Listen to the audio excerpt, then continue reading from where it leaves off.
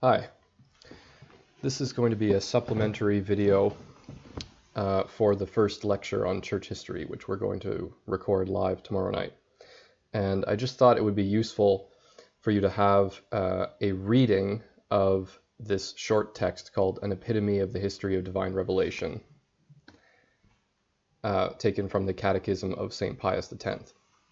And I'm going to be reading it from Gasparri's Catechism, but he just copied it in there from the Catechism of St. Pius X. So I've got the text on the screen, so you can follow if you like. But I'll read it out so that everyone has it available in audio form to go with the lecture. So, an epitome of the history of divine revelation. 1. The creation of the world and of man.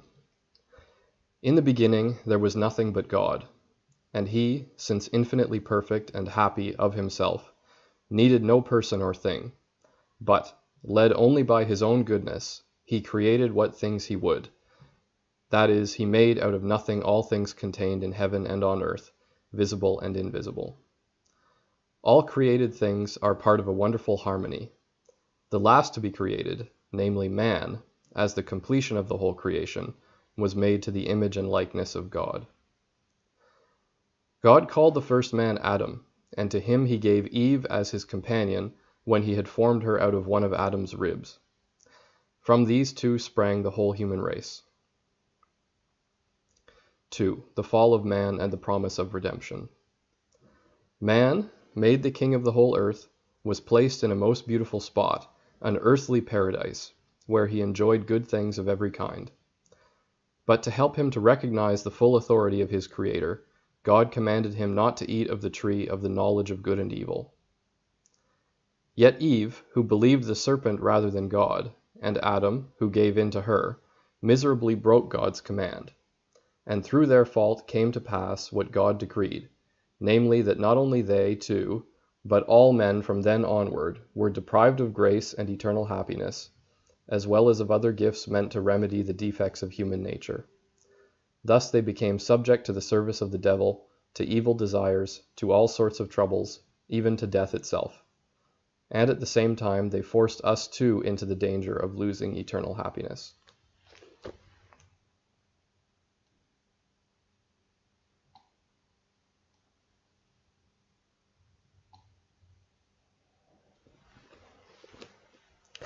But though he had driven them out of the paradise of pleasure, and had condemned them to toil and bodily death, God did not deprive them of all hope of eternal salvation.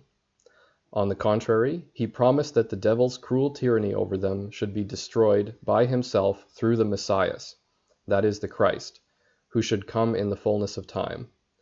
Relying on this hope and confidence, man might live again by obeying the moral law graven on his heart. 3. The corruption of mankind, the flood, the chosen people. Yet beginning with Cain, who through jealousy slew his brother Abel, sin multiplied on the earth as the human race increased, so that all became wholly corrupt.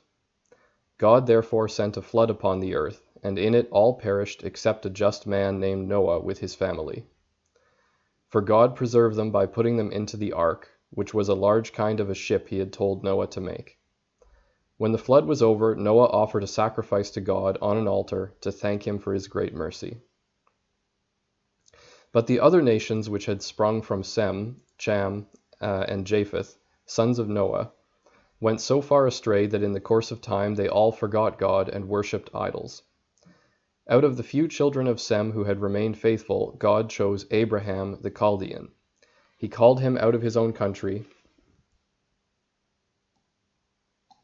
and promised him that if he and his descendants would but be faithful, he would be their God, also that he would not only give them great increase in numbers and make them owners of the land of Canaan or Palestine, but that all nations should be blessed in their seed. This same promise was renewed to Isaac the son of Abraham, and to Jacob or Israel, son of Isaac. Thus were the descendants of Abraham and Israel made the chosen people, that they might keep safe the true religion and belief, and hand down to their children the promise of a Redeemer.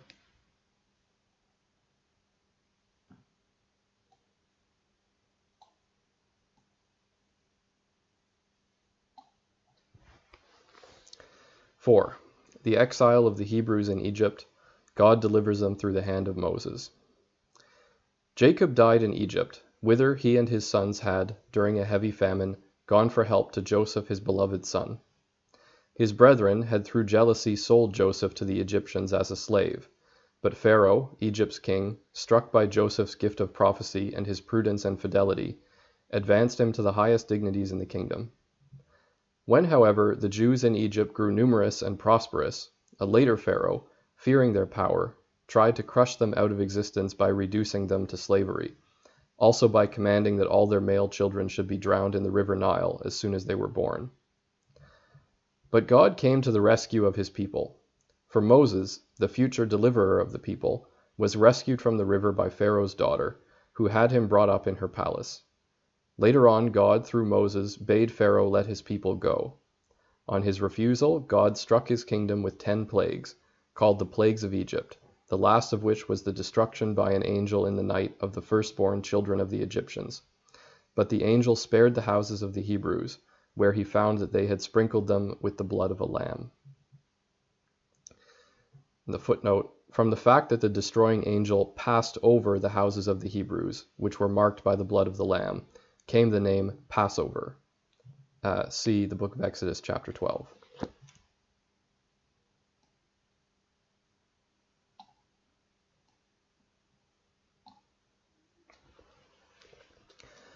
When Pharaoh at length gave in to their demands, Moses and the people immediately departed and crossed the Red Sea, which was miraculously divided before them. But when the Egyptians repented of having let them go and entered the sea in pursuit, the divided waters reunited and they all perished. Thus took place the passing over of the Hebrews. As a reminder of this marvelous deliverance, the feast of the Passover was celebrated every year until the coming of Jesus Christ, by whom the human race was redeemed from the far graver captivity of sin. And on the feast of the Passover, see Exodus chapter 12. 5. The Hebrews in the wilderness, the giving of the law, Joshua, the promised land. As he led the Hebrews through the wilderness, God gave them on Mount Sinai, with great solemnity and amidst thunder and lightning, the Decalogue, or 10 Commandments, graven on 2 tablets of stone. To these he added certain ceremonial and social laws, which they were to observe until the coming of Christ, or the Messiah, and so deserve the fulfillment of God's promises. This was the Old Testament or covenant, which God made with his chosen people. This old or Mosaic law, which contained many minute and burdensome precepts, was to be a safeguard of their belief in and worship of the one true God, whom the heathen did not know, and a preparation for the New Testament, or new law of Christ, which far excelled the Old Testament. On the foundation of this old covenant, the nation of the Hebrews was to be built up by Moses. But though God by this covenant had given to the Hebrews a most exalted position, and had wonderfully supported them in the desert, yet through their own fault they retarded their entrance into the promised land. Moses himself died on its borders, but Joshua, who succeeded him, captured Palestine 40 years after they had begun their wanderings, and divided it among the 12 tribes descended from the 12 sons of Joseph.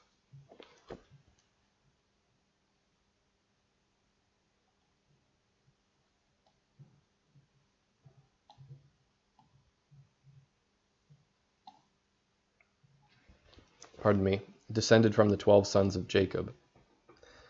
6. The judges, the kings, David and Solomon, the temple, the kingdom of Judah. After the death of Joshua, judges, or men raised up by God whenever grave necessities demanded it, ruled the people. Then came kings, of whom Saul was the first. When God rejected him, David of the tribe of Judah became king. He was a man full of zeal and faithful to God.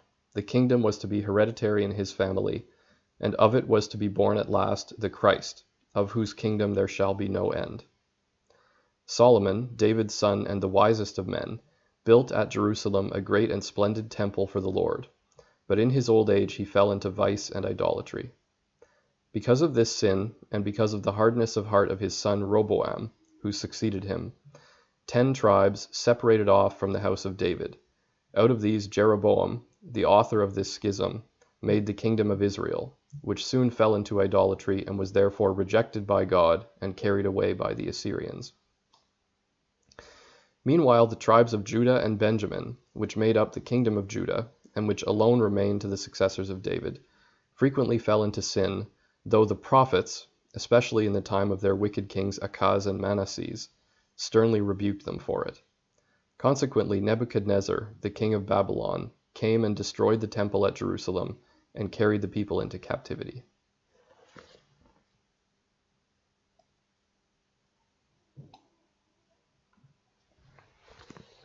Seven, the Babylonian captivity, the return of the people to their fatherland, the rebuilding of the temple. In the miseries of their captivity, the Hebrews, stirred up by the prophets, changed their lives and once more asserted their belief in God and in the delivery of Israel, which was to be accomplished by the Christ or Messiah.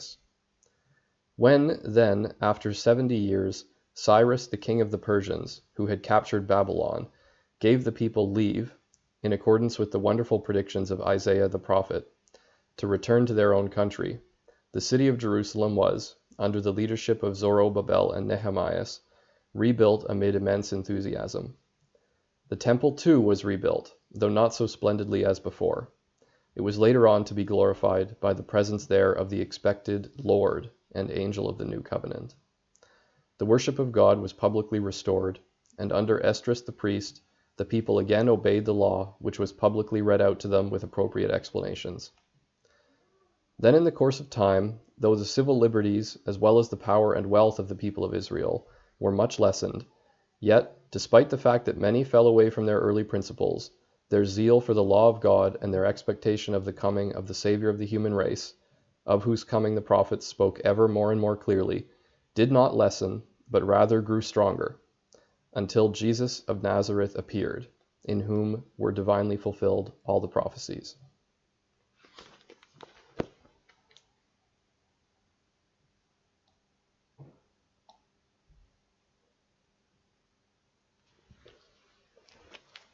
Eight, the life, preaching, death, resurrection, and ascension of Jesus Christ.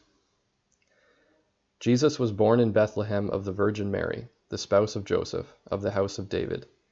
As the angel Gabriel had declared to her, the Holy Spirit overshadowed her. Hence, while remaining a virgin, she became the mother of the Word of God, who took flesh of her. In accordance with the law, he was circumcised and called Jesus, that is, Savior. After the sojourn in Egypt caused by Herod's persecution, he lived at Nazareth, subject to Mary and Joseph, growing day by day in wisdom, age, and grace before God and men. When he was 30 years old, he received the baptism of penance at the hands of John the Baptist in the river Jordan, and began throughout Judea and Galilee to preach the gospel, or good tidings, that is, the remission of sin and eternal life to all who would believe in him and obey his commandments. This divine teaching and mission he confirmed by many miracles. Many believed in him, especially his 12 apostles, or men sent. These he chose for the purpose of founding his church, of which he appointed Peter to be the head, and as it were the foundation. But the chief priests, the Pharisees, and the teachers of the law stirred up hatred and envy against him, for they envied his power and took in bad part his reproval of their errors and hypocrisy. Owing to this hatred, the Sanhedrin, or supreme tribunal of the nation, condemned to death the Redeemer for whom the nations were waiting, and preferred the robber Barabbas to him when Pilate, the Roman governor, but a coward, tried to save his life on the plea that the Passover was approaching. Then, after the most cruel torments, for he was scourged, crowned with thorns, and crucified between two robbers on Calvary, a spot near Jerusalem, he bowed his head as he hung upon the cross, and when dying he not only forgave his enemies, but asked pardon for them from God. In this way he completed the work of our redemption by offering to his eternal Father full satisfaction for us. Thus was completed the Old Testament, or the covenant God had made with an unmindful and ungrateful people. They rejected and cruelly put to death the Redeemer of all mankind, but he thus consecrated a new and eternal covenant in his precious blood. When the body of Jesus was buried, his soul descended into hell to set free the souls of the just there awaiting redemption. But on the third day, as he had repeatedly foretold, he rose from the dead, and then appeared to the holy women, to Peter, to the 2 disciples on their way to Emmaus, and to the other apostles, who were still doubting the truth, but on seeing his glorious wounds became certain of Christ's resurrection.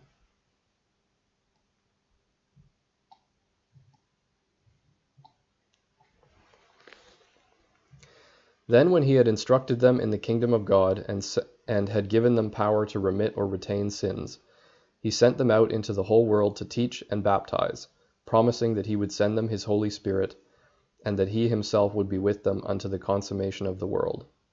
Finally, on the 40th day after his resurrection, he was before their eyes taken up to heaven, where he sits at the right hand of the Father, endowed with all power in heaven and on earth.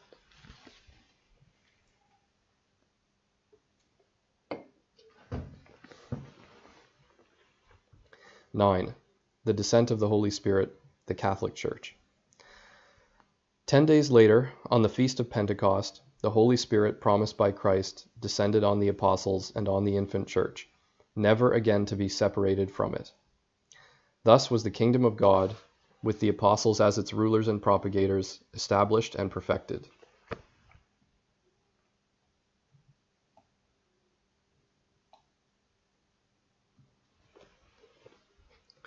Furnished too with supernatural assistance in the shape of God's teaching given by word of mouth or in writing, with the sacraments, of which the chief is the Holy Eucharist, under whose veils Christ, unceasingly present with us, lies hidden, and with the gifts of the Holy Spirit, the Church, now wholly distinct from the synagogue, began its own peculiar task of ministering to the salvation of the human race. Whence it came to pass that the heathen, in spite of terrible persecutions at the hands of the Roman Empire, were by degrees recalled from the idolatry and corruption into which they had fallen, and very many of them, when once they had embraced the Catholic faith, became glorious examples of every virtue. Shortly afterwards, Jerusalem with its temple was destroyed, and the Jews scattered to all parts of the earth. The ancient world, eaten up by its vices, has fallen into decay. Kingdoms and empires have worn out and perished, but the Church abides, and through the civilization she has introduced, helps on ever more and more the salvation of human society, even though the most powerful nations have, through heresy and schism, quitted their mother's breast, and those who hate Christianity still wage, as they have always done, unceasing war against her. The gates of hell shall not prevail against her. That is the divine promise. Relying on it, Christ's soldiers know no fear, but with Holy Mother Church they pray, toil, and bear in patience every trial, looking forward to that last day when Christ, the glorious judge of the living and the dead, shall come again. He who, though he predicted hatred, persecutions, and apostasies, strengthened and encouraged the spirits of all his disciples by saying, "If the world hates you, know that it hated me before. If they persecute me, they will also persecute you. Have confidence, I have overcome the world."